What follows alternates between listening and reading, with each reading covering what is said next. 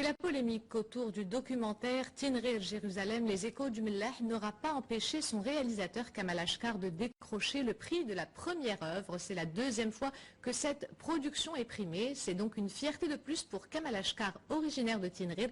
Il a livré ses premières impressions à Kautal Dahdoh et Amin Haddou. Premier film, quatrième victoire pour le jeune réalisateur Kamal Ashkar. Son documentaire multiplie les récompenses. En juin dernier, Tinrir Jérusalem, les échos du Mellah avaient remporté le grand prix Driss Ben Zekri du Festival international du film sur les droits de l'homme à Rabat. 5 mois après, dans la ville du Détroit, le jury du Festival national du film lui attribue le prix de la première œuvre. Une belle victoire pour Kamal Ashkar, plus fier que jamais de sa création. Dont nous devons tous être fiers. Ce sont les combattants de la liberté qui ont gagné, ceux qui veulent, il n'y a ni d'art propre ni d'art sale, il y a juste des œuvres, il faut que nous assumions tout simplement notre histoire. Donc voilà, je suis vraiment très ému.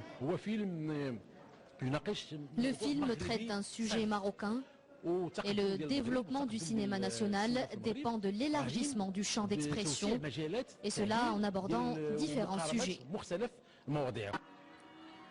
La polémique n'a donc pas eu raison de la création artistique de Kamal Ashkar.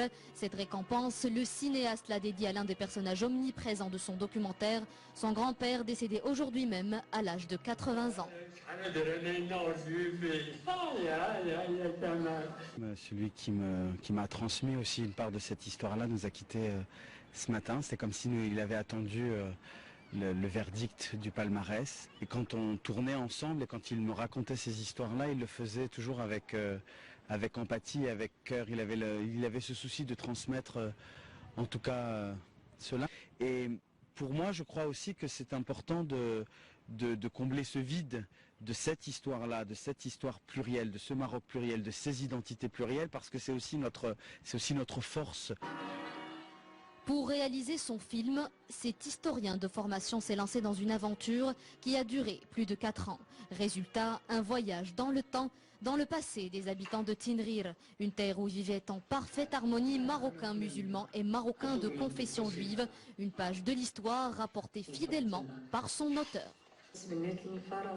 Et en effet, c'est toute une polémique qui a tourné autour de ce documentaire. Certaines parties voulaient que ce film de Kamal Ashkar soit déprogrammé du Festival national du film de Tanger pour répondre à ces contestataires et préserver la liberté de création. Sachez qu'une pétition circule actuellement. Pour la signer, il suffit d'envoyer nom, prénom et fonction à l'adresse pétitionliberté@gmail.com. Dans un tout autre